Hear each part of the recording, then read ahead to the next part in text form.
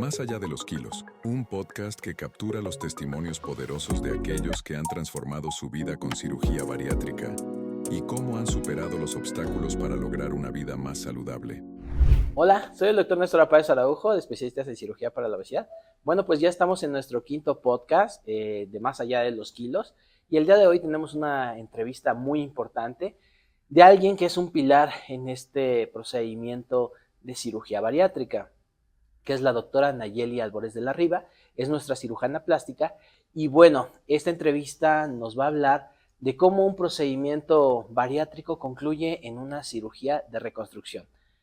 Hola doctora, ¿cómo estamos? ¿Qué tal? ¿Cómo estamos? Todo muy bien. Muchas gracias por la entrevista y por el espacio para poder comentarle a nuestros pacientes un poquito más allá de lo que ellos viven como experiencia y el por qué llegan con nosotros. Excelente. Bueno, pues sabemos, y para aquellos que no sepan, la doctora es cirujana general, que hizo una subespecialidad en cirugía plástica y después se especializó, que es una de las pioneras en la Ciudad de México, de cirugía de reconstrucción post pérdida masiva de peso. Cuéntanos, ¿cómo es que decides dedicarte a esta parte?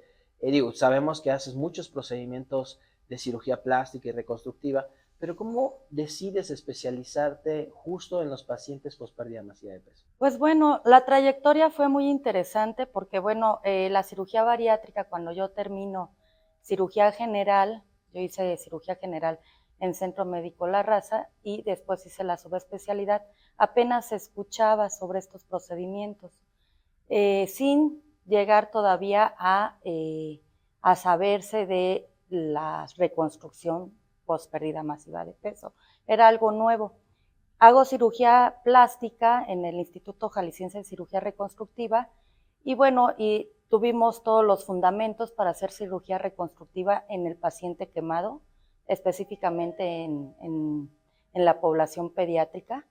Termino cirugía plástica, hago un fellowship de cirugía estética y decido empezar a la atención para estos pacientes que realmente pues es una problemática muy grande en México aún este tipo de accidentes o no accidentes y el sufrimiento de esta población. Entonces entro a un hospital de la Ciudad de México y empiezo a hacer reconstrucción y en los grandes quemados pues veíamos que no eran suficientes los autoinjertos, es decir, tomar piel del propio paciente. Entonces un día vamos a otro centro más grande y había piel cadavérica como apósito temporal en lo que se regeneraba la piel del paciente donde se tomaba los injertos o la zona donadora. Después, platicando con el secretario de salud en ese entonces, nos comentó, ¿no? ¿Sabes qué? Hay ahorita una problemática porque ahora tenemos una población que era una población de alto riesgo porque desarrollaban enfermedades metabólicas y pues ahora ya no tienen este problema, pero ahora tienen una calidad de vida pues deficiente porque tienen grandes colgajos. ¿Qué vamos a hacer? Entonces yo decía, bueno, pues algo bueno tenemos que sacar desde una visión general, porque yo estaba con el enfoque con esta población. Entonces yo decía, ¿por qué no, en vez de piel cadavérica, piel de un donante vivo? Y además, reconstruir al paciente que ahora tiene secuelas por la pérdida masiva de peso. Recordemos que estos pacientes pierden grasa, tejido muscular, e incluso algunos llegan a tener hasta sarcoidosis, eso quiere decir que tienen un componente muscular muy, muy bajo o desnutrición.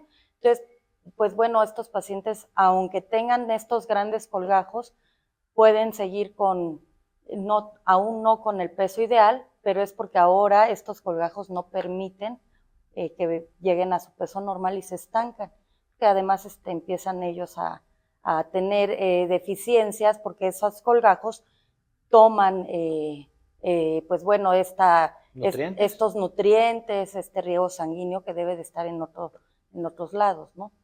Entonces yo acepté, le digo, pues vamos a hacer la clínica de cirugía posbariátrica con otro colega.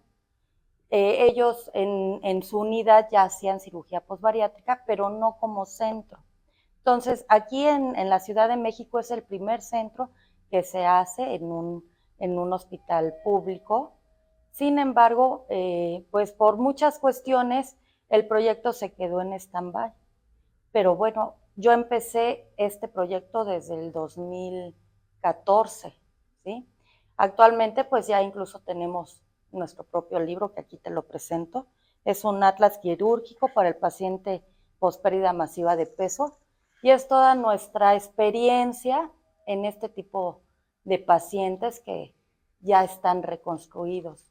Y ahorita nuestro enfoque principal es que nosotros somos el último eslabón en el paciente obeso, porque recordemos, sigue siendo un paciente que tuvo el antecedente de obesidad, pero a nivel microvascular sigue siendo un paciente que tuvo obesidad. Entonces, tiene pues varias aristas que debemos de enfocarnos para reconstruirlos, que es la nutrición, el estado de ánimo, la parte psicológica, la parte emocional, que es muy importante, el entorno social, quién los va a cuidar, porque son colgajos incluso o piel sobrante, incluso hasta de 26 kilos que hemos retirado. Y secundariamente a esto, pues el paciente ahora sí, su metabolismo se activa, es un paciente que tiene mejor ánimo, que tiene una calidad de vida diferente, su movilidad es mejor, hacen más actividades, su seguridad pues se mejora, ¿no? Todo el ámbito emocional, pues sí realmente tiene un impacto. Y como último eslabón, junto con cirugía bariátrica, los vemos porque recordemos, ellos tienen su cirugía y en cualquier momento pueden tener algún problema o alguna complicación que debemos identificar en conjunto. Hay una pregunta que siempre dicen, o sea, y que generalmente es algo que la población está interesada. ¿Es lo mismo operar un paciente con características de peso, que tenga un exceso, no sé, de 5 kilos, que haya tenido un embarazo y haya subido de peso, que solamente quiera alguna reconstrucción por un aumento temporal de peso, a los pacientes bariátricos? ¿Tú considerarías que es muy diferente el abordaje con este tipo de pacientes? Claro que sí, porque bueno, en el paciente que no tuvo obesidad, nosotros tenemos rangos, por así decirlo, o parámetros para decir, ¿sabes qué? Necesitamos bajarte de peso para que entres en buenas condiciones o en condiciones óptimas, perdón, y reducir riesgos como tromboembolia, ¿no? Tromboembolia pulmonar, necrosis de los colgajos, por ejemplo, los pacientes que no fueron obesos, pero fumaron o fuman, pues bueno, tienen un riesgo Más alto. mayor de, por ejemplo, de necrosis o de que se muera la piel, Bueno, ¿no? muchas veces las personas no saben qué es necrosis. ¿A qué te referirías con...? Necrosis es cuando el colgajo, la piel que utilizamos para reconstruir y retirar la piel sobrante, se puede morir. Entonces es un tejido que se muere No por le llega sangre. una mala vascular o una mala irrigación vascular. Okay. Y bueno, esa pregunta es muy interesante porque el enfoque es completamente diferente. Por ejemplo, el paciente sano, por así decirlo, que no fue obeso, pues para una liposucción esperamos que tenga un índice de masa corporal mínimo de 28 o esté en su peso. En el paciente que fue obeso, ya no es candidato para una lipoescultura. ¿Por qué? Porque los tejidos ya están flácidos y además tiene el antecedente. Yo tengo que ver, oye, ¿cuántos kilos bajaste? O sea, si tuvo una pérdida masiva de peso, es decir, arriba de 40 kilos, o si tuvo más allá de esos 40 kilos y perdió el 50% del peso inicial cuando se hizo la cirugía bariátrica. Ya no tengo que ser tan estricta con el índice de masa corporal.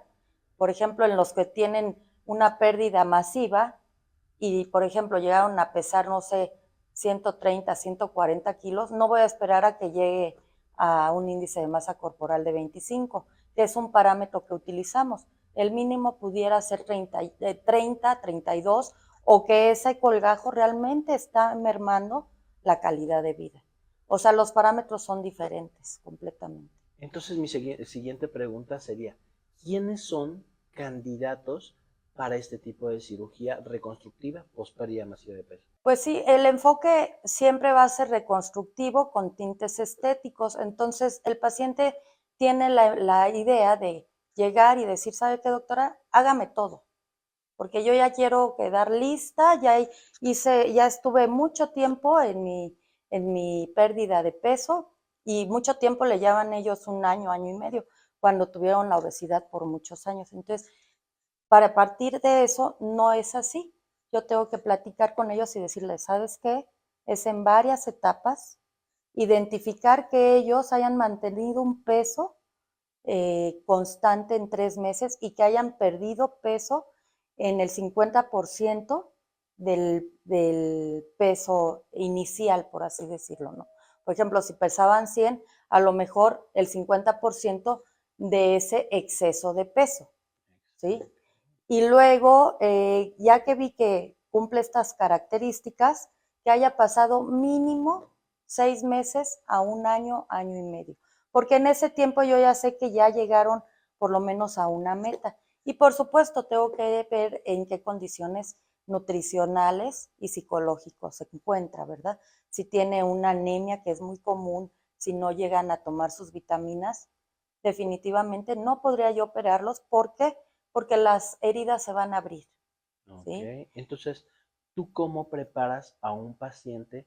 Digo, la parte de la selección, entonces, lo mencionamos nuevamente, sería un paciente que haya perdido lo mínimo el 50% de su exceso de peso, Es que haya correcto. pasado cierto tiempo de mantenerse en un peso y que por lo menos sea 6 meses, un año o hasta el año y medio de poderlo operar, ¿no? Así Entonces, es. ¿alguna otra indicación para poder operarlo? Pues sí, es identificar si tiene una anemia en ese momento, si tiene anemia aguda y en qué parámetros se encuentra, por ejemplo, el hierro, la hemoglobina, si es necesario transfundirles hierro, ¿sí? Es muy importante porque se abren las heridas. Un hematócrito menor de 30 tiene mayor riesgo de dehiscencias, eso quiere decir que se abra. Ok, Ujú. pero entonces esas serían contraindicaciones, ¿no? Para Contraindicaciones, poderlo pero sí operar en ese preparación, momento. exactamente. Ah, ok. Yo tengo que estar en contacto con nutrición y decirle, ¿sabes qué? Ya se va a operar, en este momento no, pero tienes que identificarme qué otros elementos están deficientes para ponerlo en condiciones óptimas. Y por supuesto, yo también tengo que saber con bariatría que en ese momento pues no tenga alguna fístula, por ejemplo, ¿no? Que el bariatra, el cirujano bariatra me diga, es momento de operarlo, visto bueno. Psicología o Ok. psiquiatría me diga, está en buenas condiciones, su entorno es el adecuado, visto bueno. Nutrición, ¿sabe qué, doctora? Tenemos deficiencias de hierro, pero ya lo estamos preparando. Y medicina interna tiene que evaluar cuál es su riesgo cardiovascular, o sea, riesgo de una tromboembolia, identificar los riesgos y no quiere decir que le vamos a contraindicar la cirugía, sino que vamos a tomar la iniciativa de un tratamiento e incluso después, tanto profiláctico como terapéutico para poderlo operar. Ok, entonces tu preparación, respondiendo a la pregunta, sería tener un equipo multidisciplinario que lo hayan valorado primeramente todo el equipo multidisciplinario para ver si es candidato entonces a una cirugía. Es correcto, así Ok, es. ¿algún otro tipo de preparación, ya hablando sobre la parte de la cirugía, les pides a tus pacientes? Pues sí, el entorno social, yo tengo que identificar quién va a ayudarnos a cuidar a esa paciente o ese paciente. ¿Por qué? Porque la parte postquirúrgica es elemental. Por ejemplo, yo les pido a ellos que tengan sesiones en cámara hiperbárica para mejorar la oxigenación de los tejidos. Entonces yo tengo que hablar con ellos y decirle, oye, ¿qué posibilidades hay que tú tomes si es sesiones de cámara hiperbárica? ¿Qué posibilidades hay que te traigan aquí a la consulta al tercer día, al quinto día, al día 14 y yo puedo identificar si hay algún detalle que yo tenga que prevenir en ese momento, ¿sí? Porque nos ha tocado y a todos los cirujanos que hacemos cirugía general, cirugía plástica o cualquier otra especialidad, los riesgos son exactamente parecidos, hemorragias, infecciones, pero aquí viene la parte de por qué somos especialistas, porque podemos identificar y podemos tratar si llegara a haber alguna complicación, a pesar de manejo profiláctico, a pesar de una preparación, ¿verdad? Entonces, sí, otra cosa que tenemos que identificar, si el paciente viene de otra ciudad o de otro país, tengo que platicar con ellos. Necesito que te tomes 3 semanas para que yo te esté vigilando.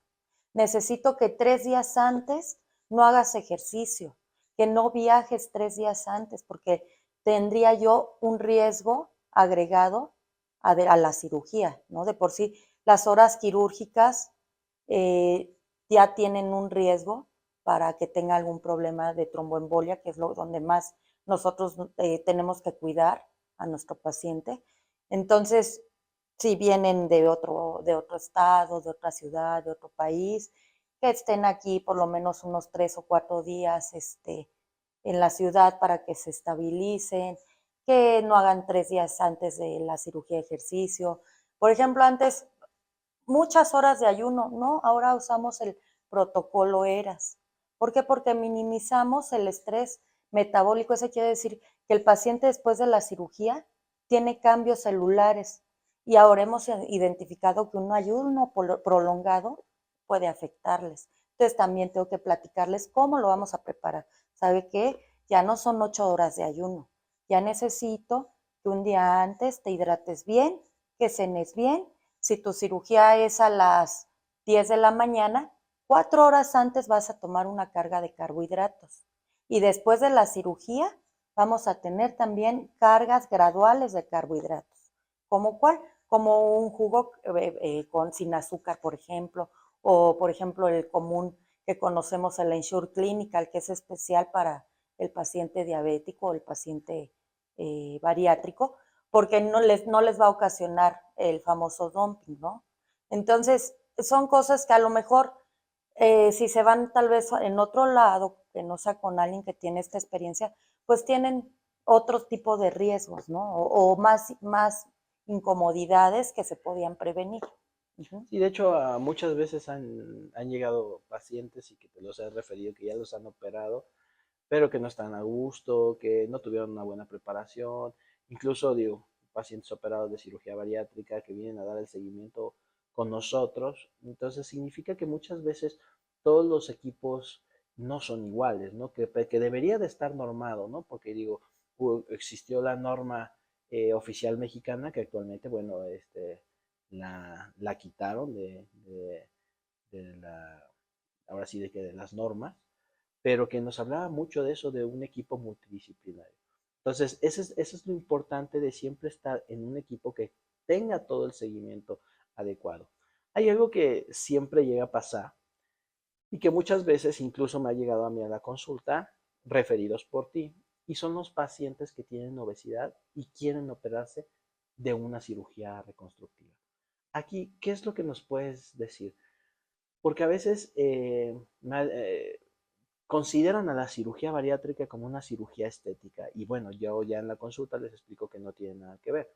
O sea, la cirugía estética o de reconstrucción, bueno, tiene sus indicaciones.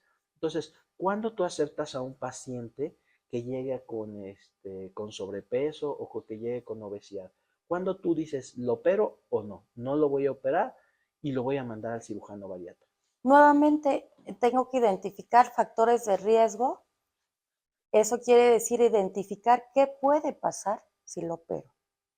Un paciente que tiene obesidad tiene un riesgo mayor de presentar tromboembolia, es decir, tromboembolia es un tapón que puede tapar una arteria o una vena principal tanto del corazón como del pulmón y se puede morir, ¿no? Entonces, si es un paciente que se consideraba sano, yo identifico, no está sano porque ya tienes obesidad, la obesidad es una enfermedad, no está sano porque tienes hipertensión, no está sano porque ya tienes diabetes, ¿sí? Entonces, yo identifico esto y yo digo, mira, ¿qué te parece que además de que estas enfermedades metabólicas que ya estás desarrollando por la obesidad, porque es una cadenita, te haces tu cirugía bariátrica o metabólica y después vemos si tienes secuelas porque bajaste de peso o incluso tú ya se autolimitó la enfermedad y ya nada más ahora sí es un procedimiento estético, ¿sí? Por ejemplo, un paciente que tenía obesidad grado 1 y se hace una manga gástrica, pues llegan a su peso ideal y ahora sí ya puedo hacerles, por ejemplo, una lipoescultura porque no tuvieron mucho colgajo o piel redundante, solamente grasa localizada en unas zonas, ¿no? Y bueno, y planteando un paciente que se hizo cirugía bariátrica, eso sí lo voy a comentar, yo fui una de las personas con un equipo en conjunto que hicimos las guías clínicas para el manejo del paciente post pérdida masiva de peso. Ya existen las clínicas, las guías clínicas para ver cuándo sí, cuándo no y cómo preparar al paciente. Ok, Ujú. y de eso llegas a hablar en tu Sí, libro. exactamente. Incluso en el libro nos hiciste favor de platicarnos también sobre el arte de la cirugía bariátrica, en donde vemos una imagen muy interesante de un paciente que tiene obesidad, que ya bajó de peso y que ya se hace cirugía reconstructiva. Y esos cambios, tanto micro como macrovasculares, esos cambios hormonales, esos cambios emocionales, el entorno social, todo se modifica. Uh-huh. Sí, ¿no? Y llega a crear muchas seguridades. O sea, quitamos inseguridades. Y eso es parte de lo que hemos tratado de expresar en este espacio, en este podcast. Digo, las últimas 4 historias que tenemos, que sí ha habido cambios, justo como lo comentas, ¿no? En la cuestión social, en personas que no podían expresarse, se sentían reprimidas, que se sentían, tenían problemas para relacionarse con otras y generalmente, bueno, esto cambia. Y me imagino que mucho es cuando es la parte de la cirugía reconstructiva. Así es un proceso. Al final del día nosotros somos la cereza del pastel, pero debemos de tomarlo con la responsabilidad que conlleva operar un paciente posbariátrico, porque no es un paciente que tenga las mismas características con otro paciente que no tiene cirugía bariátrica. ¿Por qué? Ya hemos dicho, tienen cambios en su estado nutricional que son completamente prevenibles. Uh-huh. Ok, hay algo muy importante y a veces yo creo que esto es muy importante para saber de los pacientes postbariátricos y son las falsas expectativas, ¿no? Creo que a veces sus expectativas son muy altas de lo que va a pasar y cuando viene la parte de la cirugía pueden sentirse eh, arrepentidas, pueden sentirse pensando en buenos resultados. ¿Qué nos podrías decir sobre esto?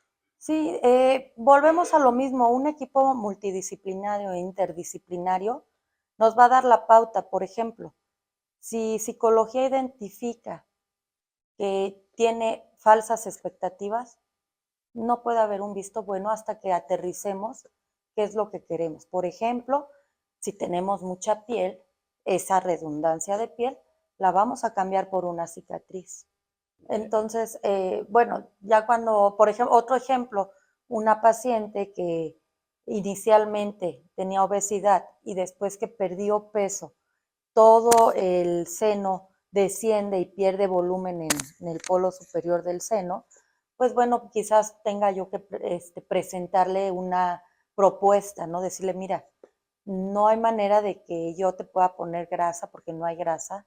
La grasa es de muy mala calidad en el paciente postbariátrico, pero tenemos probablemente un bonito volumen con un implante. Entonces es explicarle qué es el implante, qué va a pasar cuando tenga un implante, que tengo que hacer una reconstrucción del seno, ¿sí? Y bueno, otro caso es aquellos pacientes que tienen sarcoidosis, que ya comentamos, que es un tejido muscular de muy mala calidad, muy delgado, e incluso están desnutridos y me piden, no, ¿sabe qué? Pues yo quiero un implante glúteo, ¿no? Hay que identificar, ¿sabes? Que bueno, se puede poner sí, pero puede pasar esto, esto y esto. Y vamos a tener a lo mejor estos resultados. Yo tengo que explicar qué es lo que puede pasar, ¿no? O sea, por ejemplo, esos pacientes, ¿soy candidata o no a un implante? Bueno, desde mi punto de vista es que a pesar de que ya se hicieron una reconstrucción, después pueden tener nuevamente flacidez, porque ya no tienen, pues bueno, la síntesis de colágeno y elastina eh, tan estándar como un paciente que no es posbariátrico o tan normal, vaya. Entonces, son pacientes que ya se hicieron una reconstrucción y probablemente después necesitemos nuevamente refinamientos en su cirugía reconstructiva inicial, ¿no? Entonces, por ejemplo, digo, es algo que le interesaría a las personas, es no con una cirugía es suficiente. No, son pacientes que requieren varias etapas. Una, porque vuelvo a insistir, yo no me puedo pasar de más de 4 a 6 horas en un quirófano porque el riesgo de una tromboembolia aumenta. Número 2, quitar grandes colgajos es incluso una cirugía mayor que una cirugía de corazón abierto porque hay muchos cambios metabólicos en el paciente, ¿no? Y hemodinámico, Y ¿no? hemodinámico sobre todo. Entonces, yo puedo ofrecerle, por ejemplo, en una primera etapa, ¿qué es lo que más les molesta? Pues el colgajo en el abdomen, porque no se pueden poner un vestuario que les guste porque les incomoda esa piel, ¿no? A lo mejor en otro tiempo, a lo mejor senos y brazos, a lo mejor al último las piernas, ¿no? A lo mejor en otro momento tal vez la cara. Entonces vamos a priorizar qué cirugía de acuerdo a la necesidad del paciente y a lo que también el paciente desea. Puede haber un paciente que dice, no, es que a mí no me incomoda el abdomen, a mí me da mucha inseguridad la piel que tengo en los brazos.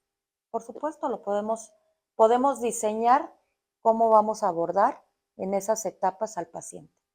Ok, y entonces, ¿cuántos procedimientos podrías realizar en una cirugía en una cirugía de reconstrucción, perdón? Yo normalmente hago una división, por ejemplo, digo, la parte superior o inferior, ¿no? Por ejemplo, tronco superior, ¿qué es? Puede ser puede ser espalda y brazos. Pero si tengo que hacer mamas con pexia y reconstrucción, hago mamas, o sea, los senos, y tal vez a lo mejor espalda y no brazos, o senos y brazos, o en otro momento espalda, piernas, que ya más o menos sé mis tiempos, o a lo mejor en otro momento el abdomen y la reconstrucción del lifting glúteos, que es el levantamiento de los glúteos, ¿no? Entonces hago esta división y digo, ¿qué quieres hacerte primero, el abdomen o el tronco superior? Casi siempre lo que deciden los pacientes es en abdomen, empezar por ahí. ¿Por qué? Porque es lo que más les incomoda. Uh-huh. Entonces, vuelvo a insistir, diseñamos en conjunto esas etapas. Muy bien.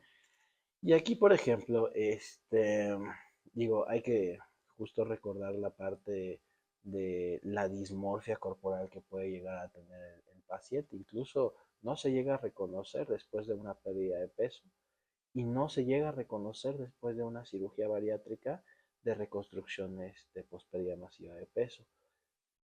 Un pilar entonces muy importante es el manejo por parte de Es psicología. correcto, así Ok, es. ¿y cuánto de seguimiento tú les das a un paciente después de ser operado? Normalmente el tiempo de reconstrucción lo va a frenar el paciente cuando ya está satisfecho, por así decirlo. Pero obviamente yo tengo que dar la pauta. Por ejemplo, al hago la reconstrucción del abdomen, me pregunta inmediatamente, doctora, ¿cuándo vamos a hacer la segunda etapa? Pues por supuesto yo tengo que darle tiempos porque el paciente ya quiere todo rápido y no es así. Entonces yo le digo, ¿sabes qué? Tenemos que esperar mínimo 3 meses. Entonces hacemos la segunda etapa. Y justificado, cada parte que yo opero está justificado. Cuando ya el paciente ya está completamente operado y quiere continuar porque sigue con esa dismorfofobia que no está satisfecho con su imagen, entonces ahí sí yo tengo que poner el límite y decir, mira, ¿sabes qué? Pues yo tengo la posibilidad a lo mejor de mejorar esta cicatriz, pero tal vez esto que me estás pidiendo, pues tu estructura morfológica no me lo permite. Y también aterrizar, bueno, vamos a tener nuevamente cambios en la piel. ¿Por qué? Porque lo que decíamos, pueden volver a tener cierta flacidez o si el paciente quiere seguir y seguir bajando de peso, pues eso me va a tener consecuencias también en mi cirugía reconstructiva, porque voy a volver a tener flacidez de piel. Entonces sí es importante tener el contacto con el equipo multidisciplinario y cuando yo identifico este patrón, yo tengo que pedir la interconsulta nuevamente con psicología, que de hecho psicología pues siempre da también sus tiempos para identificar si hay algún factor que tratar, ¿no? Alguna cuestión con esta inconformidad corporal. Muy bien, digo, sabemos que tienes muy amplia experiencia, llevas cerca de 1000 procedimientos de cirugía reconstructiva, digo, nosotros llevamos arriba de 2000 procedimientos bariátricos, entonces, pues sabemos que no todo el mundo quiere operarse de cirugía reconstructiva, hay muchas personas que se sienten cómodas, que no les importa lo que querían es recuperar su salud y que la piel pues no les afecta. ¿Cuál es la parte que tú considerarías de un procedimiento quirúrgico la parte más difícil? Pues bueno, la parte más difícil creo yo que es el posquirúrgico, porque ya no depende de mí, Ok. ¿sí? O sea, es un paciente que yo le voy a decir, mira, no te puedes bañar con agua caliente, hay que bañarse con agua tibia, no puedes estar más de media hora en la regadera, tienes que utilizar la faja, te tienen que hacer la curación única y exclusivamente con estos medicamentos, ¿no? Tienes que tomar este medicamento, tienes que venir al tercer día, no puedes usar la faja hasta que yo te la ponga, tienes que utilizar el anticoagulante para prevenir la tromboembolia, ¿no? Todo se los explicamos, pero de repente, doctora, es que usted No me no dijo. me dijo. Y Sí. desafortunadamente pasa mucho de que no es que perdí esa hoja. Entonces, yo trato de que todo lo que yo les informo, a pesar de que está por escrito, insisto, y siempre pido que venga un familiar y responsabilizo, los involucro ese familiar, esa amiga, esa prima, esa mamá, y que se sientan Comprometidos. comprometidos. E incluso me ha tocado decir, oiga, pues muchas felicidades, va muy bien porque me está ayudando mucho en el proceso. ¿Por qué? Porque no es operarse y ya me voy a mi casa. Vuelvo a insistir, nosotros lo que nos hace especialistas es identificar las complicaciones Es la y experiencia, ¿no? resolverlas. También que llevas y que has visto tipo de complicaciones.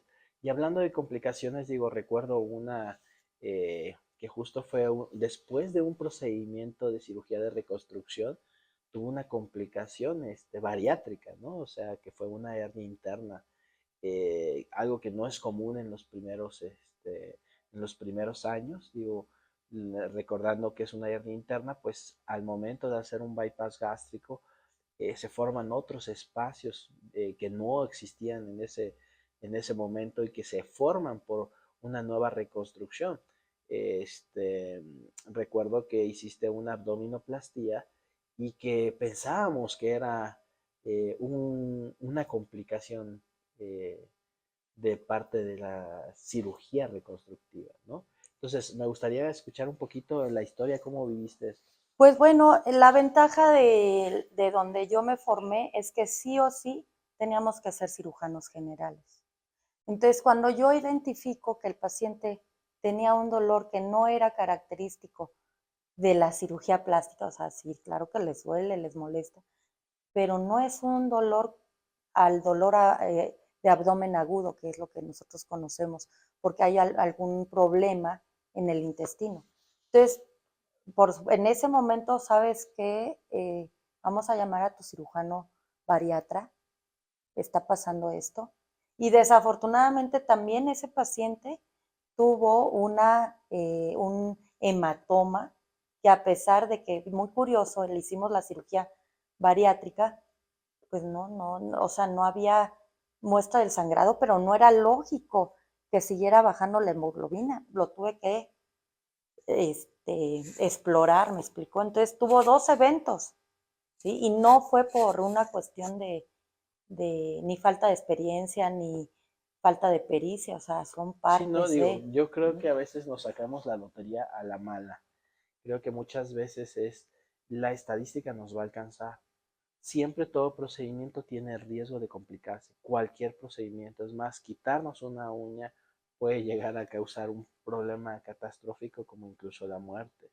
¿Por qué? Porque puedes hacer una reacción a la anestesia, puedes hacer un choque anafiláctico, etcétera, ¿no? Yo creo que lo que tratamos de hacer siempre va a ser disminuir riesgos, ¿no? Esa es nuestra principal función como cirujanos para no tener estos riesgos, tener lo mínimo el riesgo y bueno, porque sean candidatos para cirugía. Pero sí, este caso fue muy importante porque se combinaron dos complicaciones en un solo paciente de dos procedimientos realizados, ¿no? O sea, uno previo, creo que llevaba un año de cirugía, Bariátrica. bariátrica, algo así, año, año y medio, y posteriormente tuvo dos complicaciones, ¿no?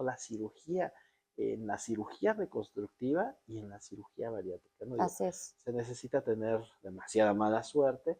Yo tengo una paciente que hace unos meses operamos de un bypass gástrico y la cirugía resultó que a las 2 semanas le da un cuadro de dolor abdominal, uno como siempre pensando en que era alguna complicación de la cirugía bariátrica y definitivamente tuvo otro cuadro que era una apendicitis, Así es. era un apéndice perforada, ¿no? Entonces, esto es algo muy importante que como tú ya lo dijiste, primero que nada somos cirujanos generales. Así es. Ya después nos hicimos nuestra subespecialidad, en tu caso cirugía plástica y se podría llamar subespecialidad en cirugía reconstructiva. En mi caso, cirugía de especialidad en cirugía laparoscópica y una alta especialidad en cirugía bariátrica, ¿no? Así es. Entonces, eso es lo que hace la diferencia muchas veces, ¿no? Poder determinar justo el momento en el que alguien tiene que ser reoperado, ¿no? Y Pues es los pilares, ¿no? Tener realmente un equipo fortalecido y comprometido, ¿sí? Porque si el equipo no está pegado, no tiene el apego con el paciente, no vamos a saber de quién me hablas, cómo, cuándo lo operaste, no, nuestro equipo, esa es una ventaja que tenemos la comunicación de todos. Entonces, el cirujano bariatra ya sabe que se va a operar su paciente, la médica internista ya sabe que se va a operar el paciente. Entonces todos pueden opinar, ¿sí? Es decir, oye, ¿sabes? Ay, ¿a poco tiene esto? Oye, pues, no sé, agrégale ahora proteína, porque ya es la segunda cirugía y ahora los riesgos son de otro tipo, ¿me explico? Ujú. Entonces sí hay casos especiales, pero el mensaje que creo que es el mismo, estamos en el mismo tenor, es que busquen el equipo Completo, ¿no? multidisciplinario y completo, Multidisciplinar. así es, Exactamente. así Bueno, es. pues digo, esta charla justo es para resolver todas esas dudas, ¿no? O sea, muchas veces dicen, tengo miedo a operar. ¿Tú qué les dirías a los pacientes cuando llegan y dicen, es que tengo miedo para la cirugía? Pues yo les diría que el miedo es básicamente por los temores normales que puede tener una persona, que es sentirse vulnerado porque en ese momento no está bajo su control. Entonces yo les diría, ten confianza, vas a estar en un equipo con una formación y una trayectoria sólida y vamos a ser los encargados de evitar que suceda algo malo, ¿no? O una complicación, o si nos llega a tocar, resolverlo. Sé que la tasa de mortalidad por este tipo de procedimientos no es alta. Digo, en tu casuística sé que de cerca de 1,000 pacientes no has tenido ninguna defunción, o sea, algo No, que nos así haya es. pasado, digo, en la parte de cirugía en la parte de cirugía bariátrica lo mismo, nadie ha pasado que llega al quirófano, se infarte, tenga algún evento posterior que necesite terapia intensiva. Creo que justo es eso, ¿no? La Así es, la preparación de un preparación. paciente para que esté en las mejores condiciones. Claro, puede llegar a tener otro tipo de enfermedades, otro tipo de complicaciones y tener después pues un desenlace fatal, pero bueno, ya no es relacionado con la parte de la cirugía, ¿no? Entonces es algo muy importante que creo que nosotros realizamos, es un adecuado seguimiento, una buena preparación y por consiguiente nunca abandonamos a los pacientes, ¿no? Así es. Entonces, ¿qué te gustaría decir al final ahorita como para animar a esa gente que muchas veces no quiere operarse, pero tal vez muchas veces en ocasiones, bueno, es la cuestión económica, ¿no? O sea, hay gente que se quisiera operar de, este, de varias partes de su cuerpo y bueno, no tiene el recurso. Pero, ¿qué le dirías a esas personas que simplemente no se atreven a dar el paso? Pues decirles que ahora sí es el último paso, que su calidad de vida mejora con un impacto muy grande porque las inseguridades que pudieran haber desarrollado o, o tenido antes y después de la cirugía bariátrica, pues van a cambiar, ¿verdad? Para bien. Eh, sí, enfocarnos que vamos a hacer un cambio con una cicatriz, ¿no? O sea, vamos a cambiar esto que no me gusta, bueno, el pago es una cicatriz y la ventaja es que ahora estamos en una época en donde podemos tratarlas, se mejoran, incluso es una línea que se llega a perder, si es por el caso de tener cicatrices, ¿no? En el caso de decir, bueno, es que yo no lo necesito, pero si identificas que te está incomodando en tu día a día, en tu hacer de cada día, quiere decir que sí lo necesitas, ¿no? Por ejemplo, un paciente, una persona que tiene una piel muy redundante en el abdomen, pues va a tener probablemente problemas en la piel, dermatitis, foliculitis, abscesos, por ejemplo, ¿no? Entonces, todo esto, pues ya no tienes por qué vivirlo. Hay técnicas de reconstrucción que incluso nosotros siempre le damos eh, el, el plus de hacerlo estético, lo más estético posible, sin perder el enfoque de que es una reconstrucción, ¿verdad? Y que, pues, en el caso de los pacientes que no tienen la posibilidad de operarse en hospitales grandes, pues siempre tratamos de buscar con seguridad su procedimiento en un costo accesible, ¿no? Que cada paciente tiene un presupuesto especial, eh, pues bueno, no son recetas, cada paciente es Es una diferente, vida, ¿no? es un sueño que tiene cada persona, un ideal, y que vamos a conseguir la última meta juntos. ¿Cuándo sería, digo, solo en las últimas preguntas es, ¿cuándo tú considerarías operar a alguien que no ha bajado de peso? O sea, que no ha cumplido sus metas, no porque no quiere, sino porque apenas va en el proceso. Porque tenemos entendido una vez, justo alguien que operamos pues, tenía una hernia de pared complicada y de repente recuerdo todavía que dijiste es que no le podemos dejar ese colgajo y nosotros lo íbamos a operar por una hernia nada más de pared y tú estabas como nuestro ayudante y decidiste en ese momento operarle y quitarle todo ese colgajo, ¿no? O sea, ¿por qué? Porque era un colgajo que le llegaba hasta las rodillas, Sí, sí, ¿no? sí, no, O no. sea, eso es un caso que presentaste en el Congreso Internacional de Cirugía para la Obesidad y Enfermedades Metabólicas que, que apenas acaba de realizar este año. Digo, estuviste como invitada, estuviste como ponente y es un caso muy interesante. Digo, a mí me llamó mucho la atención que decidieras en ese momento salir a hablar con el familiar y decirle, sí le acabamos de corregir la hernia, le reparamos todo, pero a mí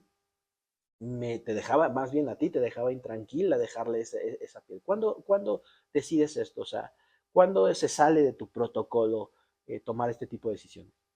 Pues precisamente es porque en ese momento identifico que ese paciente pues no iba a conseguir la meta deseada hablando con relación al peso, porque esa piel ya le estaba ocasionando ya un problema de salud, ¿sí? Entonces, al momento que nosotros hacemos la reparación de la hernia y tener toda esa piel, podría ocasionar esa piel que estaba, pues ahora sí cayendo de su cuerpo, ocasionar otros problemas como cuáles, como infección, como rechazo a la malla, ¿sí? Porque hay mucha necrosis grasa, se muere mucha grasa en la disección, porque no hay una buena vascularidad en esos tejidos.